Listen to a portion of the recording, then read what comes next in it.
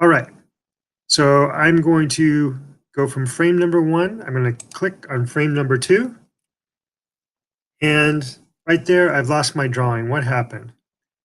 It's still there, but I do want to see it for reference. So I'm going to turn on onion skinning. You can turn it on with this button here that I'm showing you. You can also turn it on a layer with this button here. Turn it on, and there's our previous frame. Totally okay to completely redraw a character. It's encouraged. Do this as much as you can. It's really easy with all of our fancy tools to think that we need to keep a shape exactly as it is. But in fact, the opposite is true. Your animation will have more life, more energy. It gives you more freedom to be able to redraw something completely. So anyway, I just redrew this drawing. So now we have 2 drawings. Drawing number 1, drawing number 2, and we start a little animation. It's moving from this point to this point. So when it's played back, it should look like it's moving. There is our bug. So now I want to, after my long talk about how important it is to draw every frame, I'm already getting tired of doing that. So I'm going to cheat, and I'm going to copy this drawing, this bug, from this frame to this frame. So on the timeline here, I'm going to say Control C, Control V, just like a word program. And then I'm going to drag it, turn it, and now I have 1, 2, 3 frames. Correct? Kind of, but not really. First frame, where's our middle frame? Okay, so let me explain to you what happened. What we would expect is you have this frame, your first drawing, second drawing, we copied it, pasted it here. Oh, we copied and pasted it, and it's exactly the same drawing. So that's what's happening. If you actually look at the numbering of the drawings, the computer thinks it's exactly the same drawing. Whatever I do on this frame is going to change the previous frame because they're identical drawings. So how do I get around that? How do I copy a drawing, a pose, and paste it and then adjust it? It'll speed things up. Well, let me show you. So I'm going to say delete. I'm going to delete the frame 2. Actually, let's see. Edit, undo. Comes in handy sometimes. And move this guy back to where it was, kind of our second frame position. Okay, now I'm going to delete this frame down here. Delete. All right, so now we've got our 2 drawings, 1 and 2, the way they were. Okay, now if I, instead of going down here and saying Control C, going to the next one, Control V, if I do that work up here and I select the drawing, actually select the vector lines, and I say Control C, go to the next frame, Control V, then it's completely different. Then I can do whatever I want with this frame 3 in terms of rotating it, translating it, whatever, and it does not affect that 2 because all the work was done in this drawing area and in the camera view. And so Harmony is treating this as a brand new drawing, and that's what we want, because we want to do some copying and pasting and translating and rotating and just have fun with this. So that drawing is still in memory. I'm going to go to the frame 4 and say Control V, right? And we've got this guy. Now, when I'm moving and rotating, etc., if I get too close to this center point, you see a little tiny, tiny, tiny P pops up on the crosshairs. Sometimes we want it, that's the pivot point, and sometimes we want to pivot around a certain point, but sometimes we wonder why we can't just grab the character. So get in a different area, and then you can move, rotate, etc. You can rotate just outside of the boundary box here. You can scale like this. You can uniformly scale by doing a shift and drag. Okay, so we have all those things available: translate, rotate, scale, to do a fun little animation. So we've got 1, 2, 3, 4. We'll do one more, Control V. My my onion skinning is only going back 2 frames. If I want to see the whole thing, I can. You can adjust this. If I go forward a little bit, I can see the whole range here, okay, just by adjusting these guys. Let me do one more drawing, Control V, move this up to here, and we should have a pretty nice ant crawling. All right, so let's take a look. Now, we've got 1, 2, you can do a comma or period to move forward 1 frame. Okay, so there's our animation.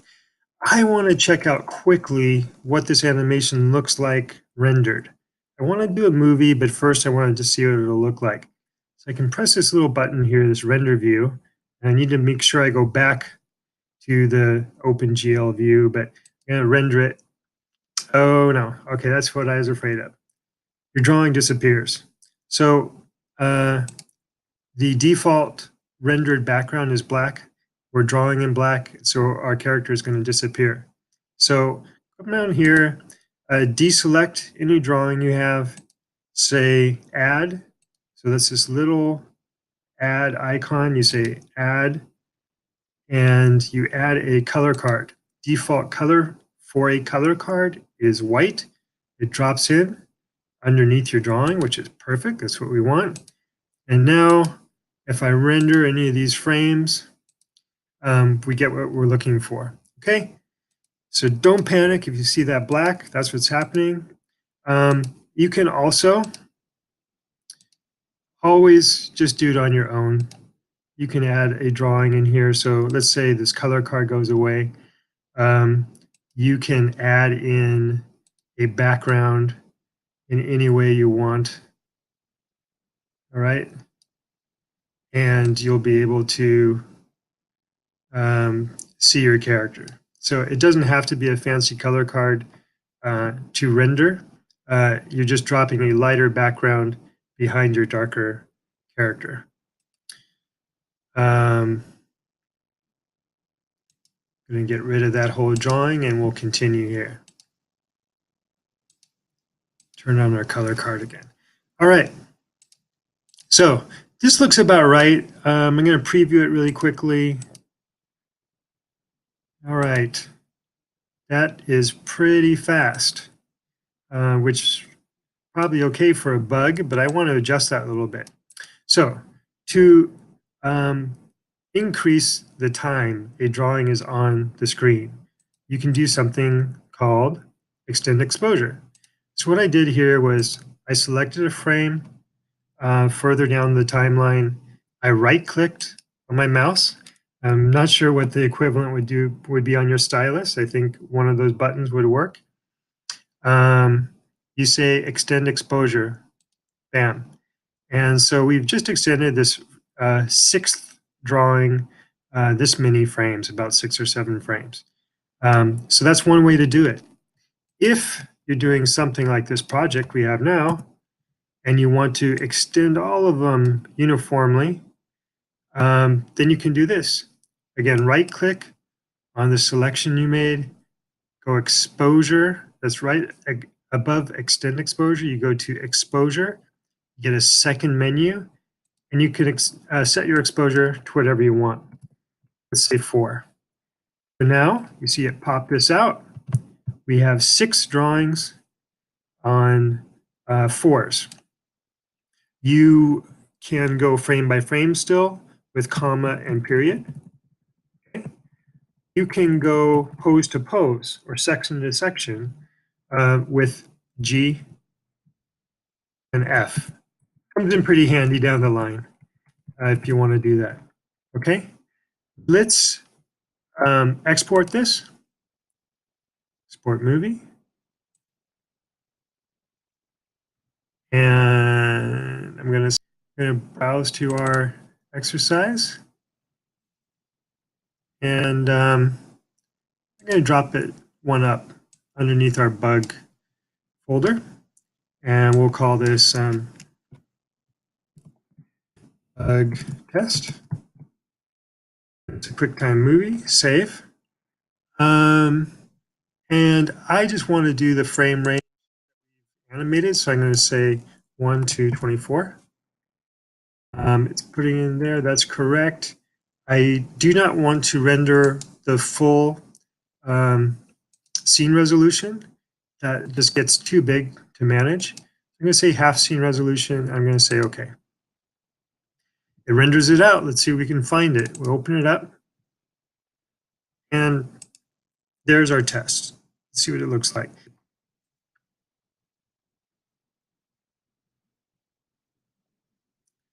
All right, view, loop, and there it is. Your beautiful, finished bug animation.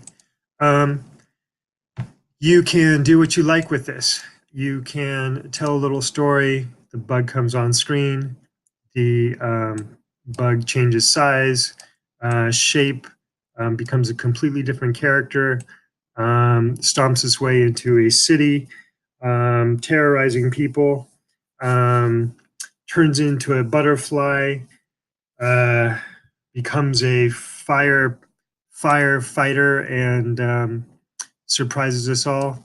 You get the idea. The idea is for the exercise is to get in, have fun, get used to the timeline, and bring your questions if you get stuck.